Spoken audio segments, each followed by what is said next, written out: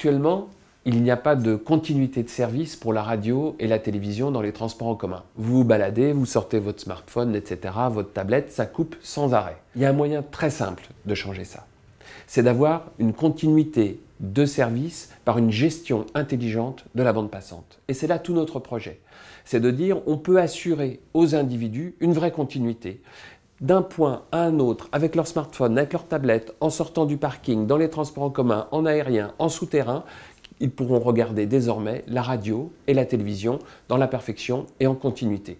Alors c'est très utile, bien sûr, pour ce service audiovisuel. Maintenant, on peut aussi se servir de cela pour diffuser des messages d'alerte, des messages citoyens. Et donc c'est plus de sécurité et plus de confort pour tous les Franciliens. Les villes numériques aujourd'hui sont constituées de plein d'informations, plein de capteurs, plein de sources d'informations et notre vision est d'essayer de connecter tout ça, de les rassembler, de leur donner une richesse. Ce que nous vous proposons aujourd'hui, c'est un système d'aide pour les malvoyants qui leur permettrait de se transporter et d'être aidés dans leur déplacement à l'aide de systèmes qui sont fondés sur les smartphones, sur la localisation précise et sur la cartographie numérique dont on peut disposer de façon extraordinairement dense aujourd'hui. En plus de ça, on met en place des techniques de crowdsourcing qui permettent de récupérer un certain nombre d'informations, par exemple les densités de foule pour éviter d'aller se jeter quand on n'est pas très habile en déplacement là où il y a le plus de monde.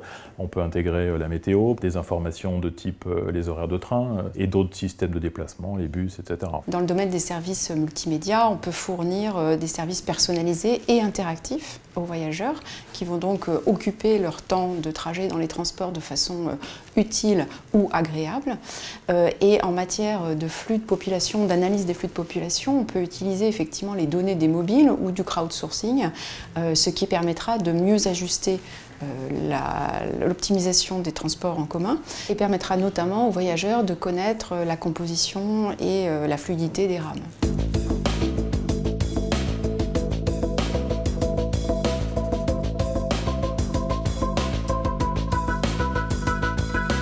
Il faut, à notre sens, que la SGP fasse bien attention à avoir une charte avec les différents opérateurs qui seront présents dans ces espaces pour qu'on puisse mutualiser toutes les données des uns et des autres au bénéfice de la valorisation de chaque entité. Nous travaillons beaucoup sur la personnalisation des messages pour qu'ils soient de plus en plus adaptés à ce que souhaitent les voyageurs, donc de moins en moins intrusifs et qu'ils permettent aux voyageurs de récupérer un vrai message utile. Smart City Plus, c'est une plateforme d'agrégation de services d'hyper-proximité qui se positionne sur le local. Elle sera accessible depuis son smartphone et elle agrège des applications à la fois pour le grand public et à la fois pour les professionnels. On retrouvera 3 grandes familles d'applications.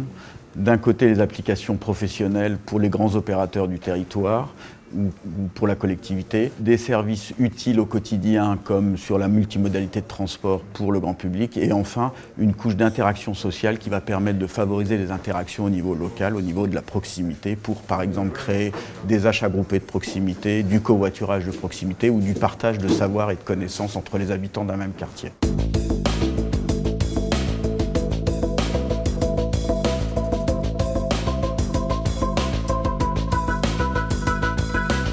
Pour rendre le numérique et l'ensemble des richesses numériques d'un territoire accessibles à tous, le mobilier intelligent, c'est-à-dire un mobilier physique avec une interface tactile, est une réponse à la fois légitime et pertinente qui permet de montrer au plus grand nombre quelles sont les ressources d'un territoire, d'y faire accéder, là encore, un grand nombre de personnes. Ça peut être par exemple des outils d'aide à l'orientation piétonne, des outils d'aide à la mobilité, mais c'est aussi un levier d'animation du territoire, une manière de montrer au fil du temps toute la richesse que peut proposer un territoire local et en particulier aux abords des gares, des futures gares. Nous pensons qu'il est possible d'envisager la création d'une communauté de consommateurs actifs et testeurs qui sera en lien avec la Société du Grand Paris, avec les opérateurs de transport, aussi avec les startups de l'écosystème ou les entreprises environnantes et de créer ainsi un écosystème très interactif qui va pouvoir mettre au point, développer et affiner les services de demain. On a pensé évidemment à des choses autour de la géolocalisation avec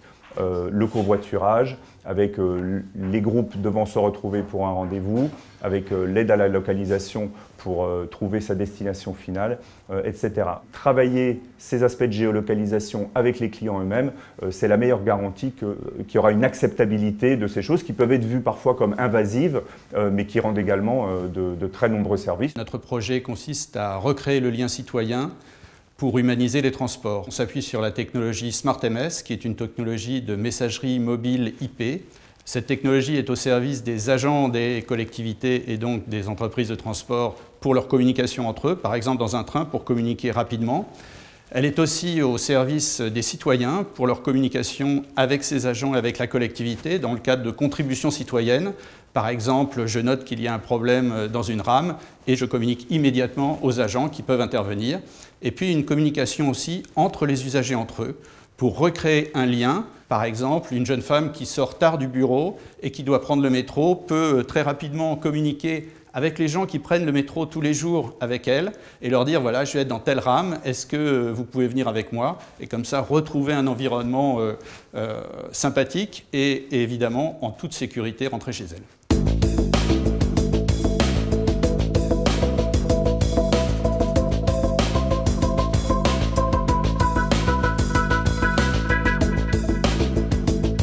Notre axe de réflexion a été de pouvoir bénéficier de la boucle optique, c'est-à-dire du magnifique réseau déployé par la Société du Grand Paris et d'y apporter une infrastructure pour le développement numérique en Île-de-France. Notre réflexion a été d'apporter une réponse quant à la consommation prévue par la Société du Grand Paris, c'est-à-dire 2 fois 1000 MW uniquement pour les data centers.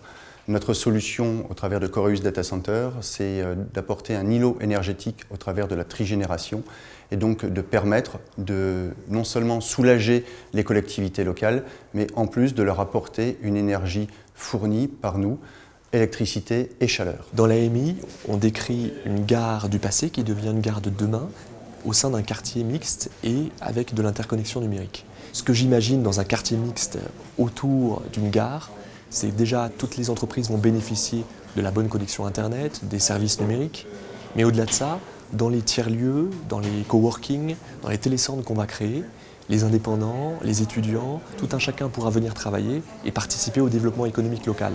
On peut même imaginer des Fab Labs où les gens viennent fabriquer des choses et puis ensuite deviennent entrepreneurs. La démarche numérique du Grand Paris Express, c'est une occasion extrêmement importante et un enjeu majeur pour les industries techniques du cinéma et de l'audiovisuel. Il s'agit d'entreprises génératrices d'emplois où les savoir-faire français excellent. Je pense aux laboratoires, aux sociétés de post-production, aux studios d'animation, aux sociétés d'effets visuels, à tout ce qui est prestataire du jeu vidéo, des nouveaux médias. Ces entreprises, en fait, une grande partie d'entre elles, pour ce secteur, sont géographiquement situées au sein de la Petite Couronne, là où le Grand Paris Express a un rôle majeur à jouer. Toutes ces entreprises du cinéma et de l'audiovisuel sont confrontées à des besoins croissants liés à la taille des données numériques et à la hausse de la qualité d'image, et donc des besoins de stockage, de conservation et de gestion quotidienne de ces données numériques.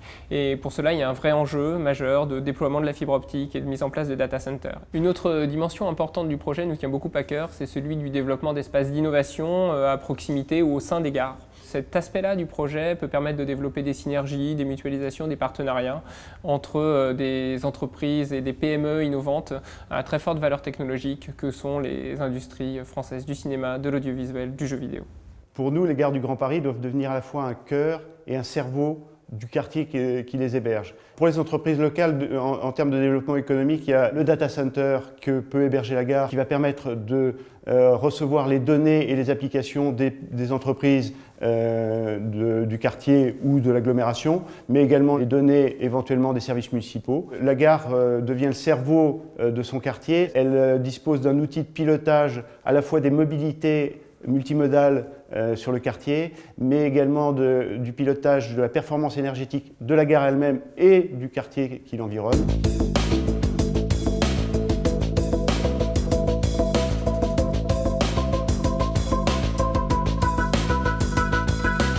Le challenge numérique du GPE, c'est de capter les attentes de milliers de voyageurs, les connecter à un écosystème complexe, afin de leur restituer une information contextualisée à leur itinérance.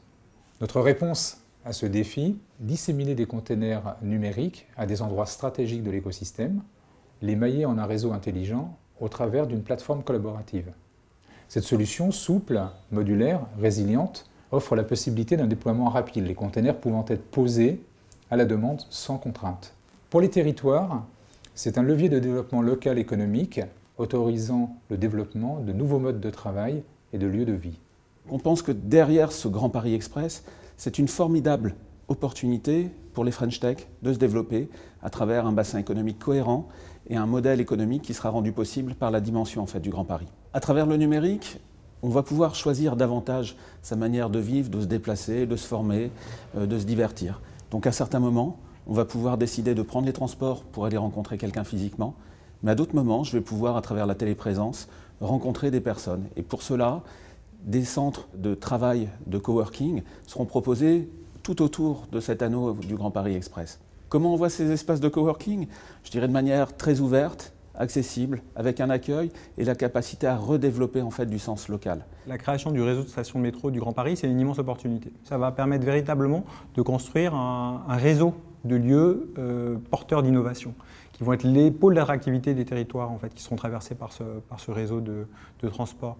Ce qui est génial, c'est que les gens vont pouvoir rester à 5 minutes de chez eux et avoir le meilleur du numérique. En un seul espace, ils auront accès au Fab Lab, à des tiers-lieux pensés pour une compatibilité forte digitale, à des lieux d'expérimentation, à des programmes d'expérimentation que nous allons aussi mener avec eux, en les impliquant, en mettant les lieux en réseau les uns avec les autres. Ce qui veut dire qu'ils auront peut-être que lundi, mardi, mercredi, ils seront sur place, ils vont rester dans leur espace à Villejuif, au Kremlin-Bicêtre, parce qu'ils ont un sujet qui est très au tourisme, par exemple, ils vont vouloir aller à Nogent, et ils vont pouvoir aller juste ce jour-là à Nogent, en fait. Ils auront le même service. Donc quelque part, on aura à la fois la possibilité de repenser à quoi les entreprises de demain, parce qu'on va pouvoir travailler avec eux sur leur innovation dans des lieux qui sont dédiés à cette innovation. Et en même temps, on va pouvoir réfléchir ensemble à un dispositif qui va optimiser la qualité de vie de chacun, parce que chacun n'aura plus besoin de traverser la région parisienne tous les matins.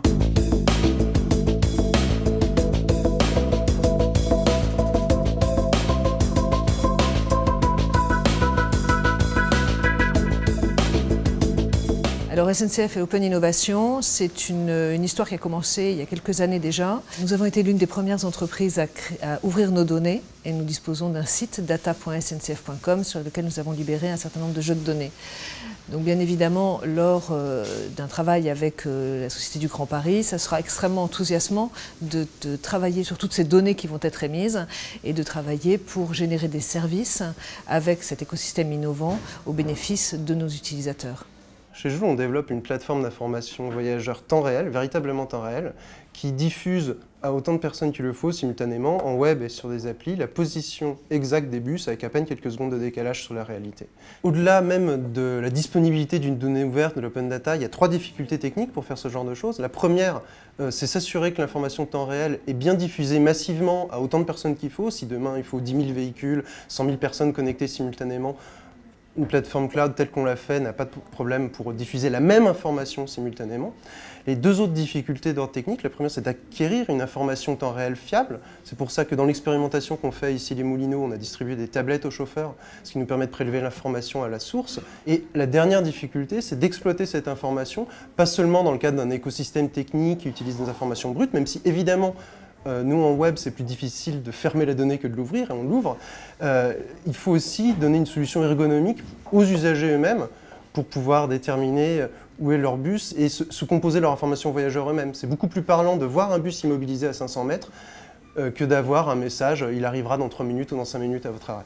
Il s'agit en fait de décloisonner tout simplement le principe de gare comme lieu uniquement de transport, mais d'ouvrir justement à d'autres services qui vont être par exemple tout ce qui a trait à la multimodalité, donc le vélo en libre-service, l'autopartage, proposer aussi des services d'affichage d'informations en temps réel, de proposer des parcours alternatifs pour justement optimiser les déplacements au quotidien. La RATP en fait aujourd'hui propose déjà beaucoup de services autour de ça, à savoir des applications mobiles. Ça peut passer par un compte Twitter, ça peut passer par une application dédiée. On va avoir aussi des applications plutôt pour les touristes. On va aussi avoir des écrans d'information tactiles sur le lieu, vraiment pour des services de proximité, des services pour optimiser en fait le transport au quotidien et rendre la mobilité, on va dire, plus intelligente.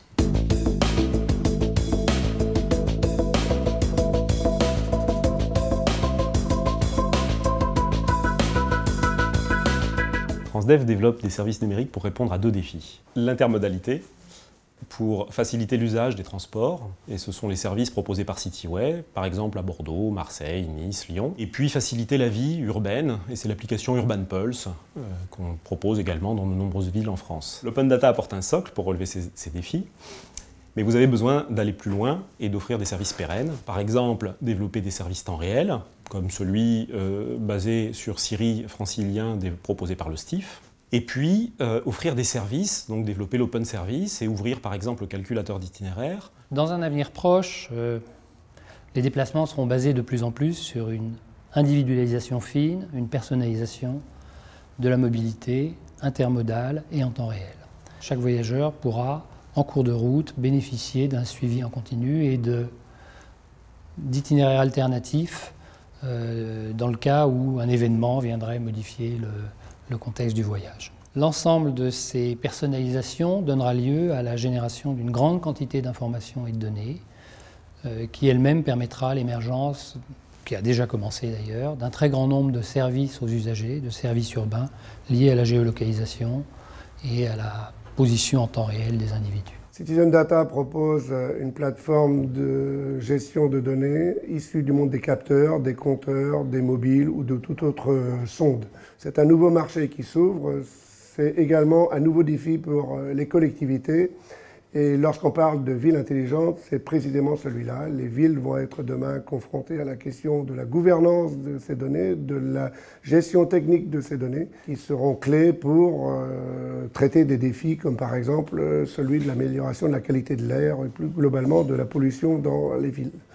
C'est un secteur également moteur d'innovation pour les collectivités, en l'occurrence pour le Grand Paris.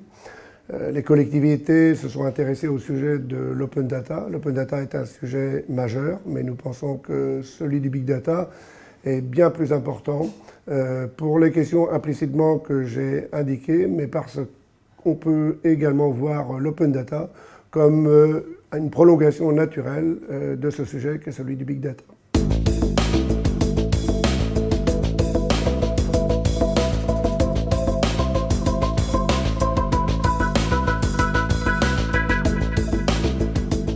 Grand Paris Express constitue une formidable opportunité pour bâtir un vaste écosystème numérique qui relie les gares, les entreprises de la filière, les laboratoires de recherche de nos universités, ainsi que les data centers très nombreux en Seine-Saint-Denis. Alors je souhaite que le Conseil général mobilise son expertise, ses savoir-faire pour qu'en étroite collaboration avec la Société du Grand Paris, nous réussissions ce défi en agissant sur 3 paramètres. Les infrastructures, nous avons adopté un schéma directeur d'aménagement numérique qui fait le pari de la mutualisation et de la cohérence entre initiatives publiques et privées. Profiter des travaux lourds que constitue le chantier de transport pour déployer la fibre constitue donc une priorité. Second paramètre, les usages, nous pouvons aider à faire en sorte que les gares regorgent d'informations et de données, mais aussi d'une plateforme de services bien plus large. Je souhaite également que les nouvelles infrastructures du Grand Paris Express puissent profiter pleinement au grand projet Images porté par le Conseil général qui vise à fédérer les ressources et les acteurs de la création et de la diffusion des nouvelles images. Enfin, troisième paramètre, proposer de nouveaux services tels que ces laboratoires d'innovation que sont les Living Labs, ouverts à tous, au cœur de nos gares et propices au développement d'activités économiques innovantes. Si on veut que la gare demain puisse répondre à ses ambitions, il va falloir la construire de manière collaborative. Qu'est-ce que ça veut dire? Ça veut dire probablement physiquement, au sein d'une gare d'abord qui serait un terrain d'expérimentation, réunir les différents opérateurs, les exploitants, les collectivités, les voyageurs, pour qu'ils puissent chacun apporter ce dont ils ont besoin et ce qu'ils sont capables de délivrer pour pouvoir penser cette gare qui va devenir une sorte d'infrastructure agile, inclusive et qui va pouvoir intégrer les différentes informations, nouveaux services, nouveaux besoins, etc.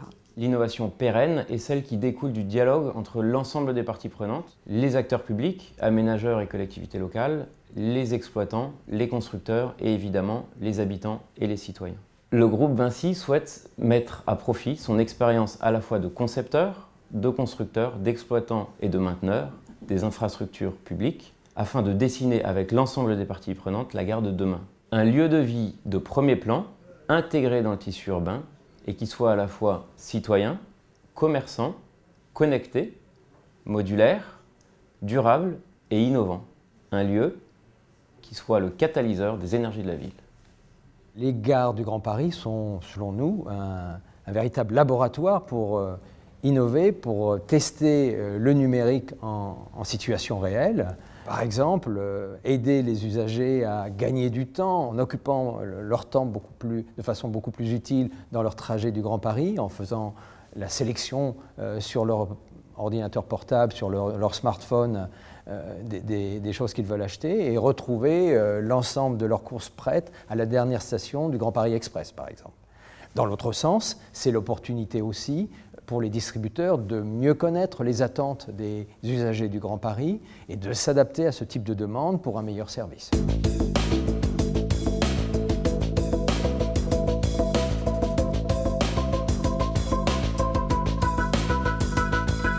Nous proposons pour le Grand Paris, c'est que Grand Paris devienne la première plateforme territoriale conçue pour l'Open Innovation, à savoir que toutes les parties prenantes du projet, la Société du Grand Paris, les exploitants de services, les citoyens, les associations, puissent utiliser en commun toutes les données qu'ils produisent chacun, et ce, au profit du développement de nouveaux services attendus par le public. Le Grand Paris Express peut contribuer à faire du Grand Paris la métropole la plus digitale du monde.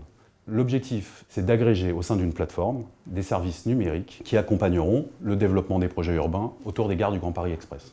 Alors j'ai un exemple, c'est le pilotage dynamique et synchronisé de la ville qui permettra d'améliorer la qualité de vie de ses habitants. Dans le domaine des transports, de la gestion de l'eau, des énergies et des déchets notamment. La conception de ces services numériques doit partir des usages et de la compréhension des besoins en concertation avec l'ensemble des acteurs concernés. Les grands opérateurs nous font des flux descendants d'informations. Nous avons des informations sur le transport. Demain, ce qu'on attend, c'est que tout simplement ces réseaux d'informations soient complètement fluides, qu'on n'ait plus du tout de relations où on ait besoin de charger une application, où on ait besoin de se mettre en relation. Tout ça doit être d'une fluidité aussi simple qu'on allume une lampe, aussi simple qu'on tourne un robinet. On a de l'information. On ne pourra plus attendre. L'innovation aujourd'hui a besoin d'identifier des zones d'expérimentation. C'est un des aspects vraiment stratégiques et les plus importants en fait de l'innovation, c'est de pouvoir tester à l'échelle réelle ou en collaboration avec des créatifs qui vont inventer de nouveaux usages. Et donc là, il y a vraiment un chemin entre cartographie du Grand Paris créatif, identification des acteurs, et puis les enjeux de la Société du Grand Paris qui essaye de stimuler aussi un développement économique. L'idée, c'est de réfléchir aussi aux nouveaux imaginaires urbains et d'arriver à se projeter dans un Grand Paris de demain qui soit inspirant, excitant, exaltant même, où on a envie de se projeter dans une culture un peu plus expérimentale et de vraiment métamorphoser le regard qu'on peut avoir aujourd'hui sur ce qu'on appelle la banlieue, mais qui, à l'horizon du Grand Paris, aura disparu de nos bouches. Voilà.